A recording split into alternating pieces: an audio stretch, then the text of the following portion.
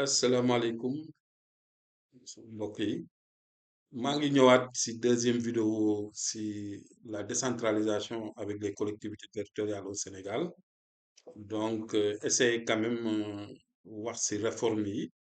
On a vu dans la première vidéo la réforme de 1960 qui mettait en place la structure administrative.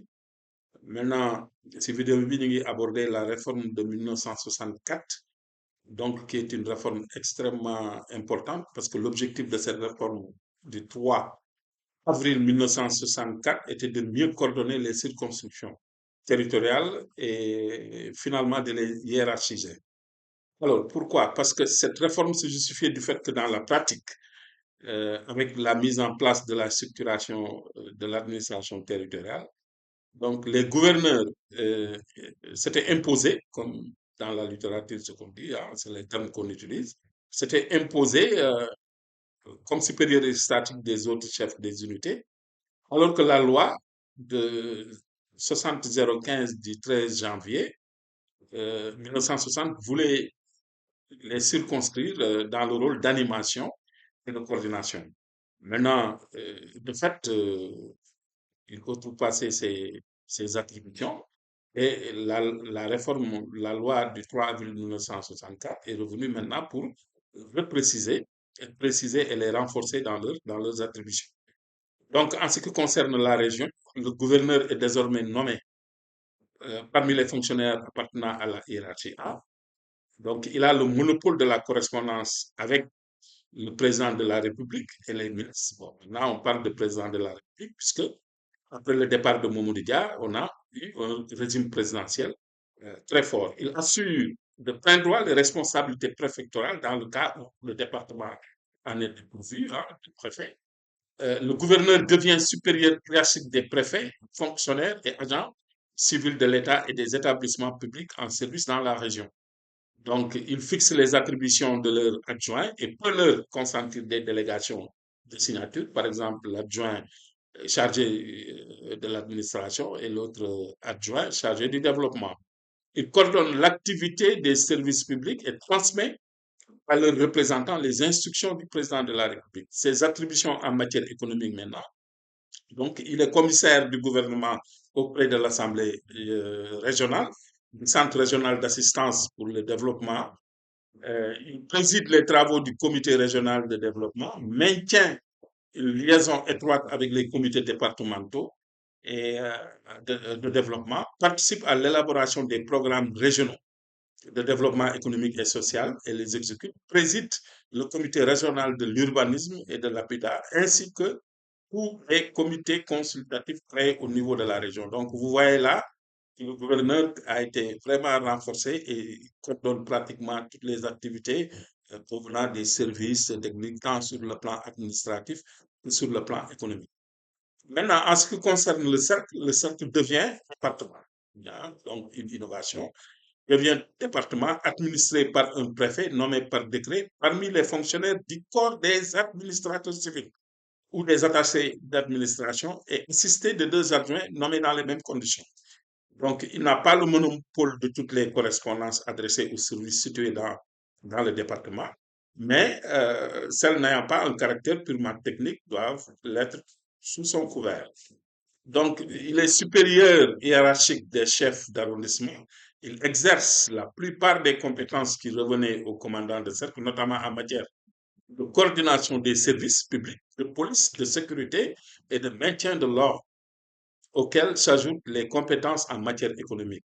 En effet, bon, il préside le comité départemental de développement et contrôle l'action des centres d'expansion rurale. C'est les actuels CADL, donc, qui sont extrêmement importants dans le développement économique territorial. En ce qui concerne maintenant l'arrondissement, le chef d'arrondissement est nommé par décret parmi les fonctionnaires de la hiérarchie. Il est soumis au pouvoir hiérarchique et au contrôle du préfet. Ses attributions restent celles fixées par les textes antérieurs. Et dans cette réforme de 1964, ce que l'on a remarqué, c'est que les collectivités décentralisées au Sénégal, à cette époque, étaient les communautés rurales et les communes. Donc, avant 1972, sont créées les communautés rurales, donc on dit de la première génération, qui sont différentes des communautés rurales de 1972. L'article 12 de la loi numéro 015 du 13 précisait à son temps qu'à l'intérieur des arrondissements, il peut être institué des groupements de villages qui prennent le nom de communauté rurale. Chacune de ces communautés rurales est désignée par le nom de son chef-lieu, qui est centre habituel des activités commerciales, économiques et sociales et le siège de la coopérative villageoise de production pour l'ensemble des villages ou groupements des villages considérés. Alors, autant maintenant leur fonctionnement, ces communautés rurales, était axé autour des coopératives et autour aussi du domaine national. Bon, les coopératives, c'était une trouvaille de son excellence Mamadou Dia, et le domaine national permet autour, leurs activités aussi tournées autour du domaine national. La loi du 17 juin 1975, justement sur le domaine national, prévoyait que les communautés rurales seraient créées par décret sur proposition du gouverneur après avis du comité régional de développement, ce sont les CRD, et effectivement plusieurs décrets étaient intervenus sous l'empire de cette loi pour créer les communautés rurales dans chacune de ces régions existantes. Alors, donc, ce qu'on peut en tirer comme réflexion, donc, ces communautés rurales constituent la première tentative sérieuse, vraiment, de décentralisation originale en ce sens. Donc, il s'agissait de créer des structures qui n'avaient pas d'équivalent dans le système colonial et qui reposaient sur des réalités socio-économiques locales. Donc, elles ont en outre, comme on dit, euh, elles ont permis quand même au gouvernement d'entrevoir les problèmes que la gestion des terres du domaine national allait soulever.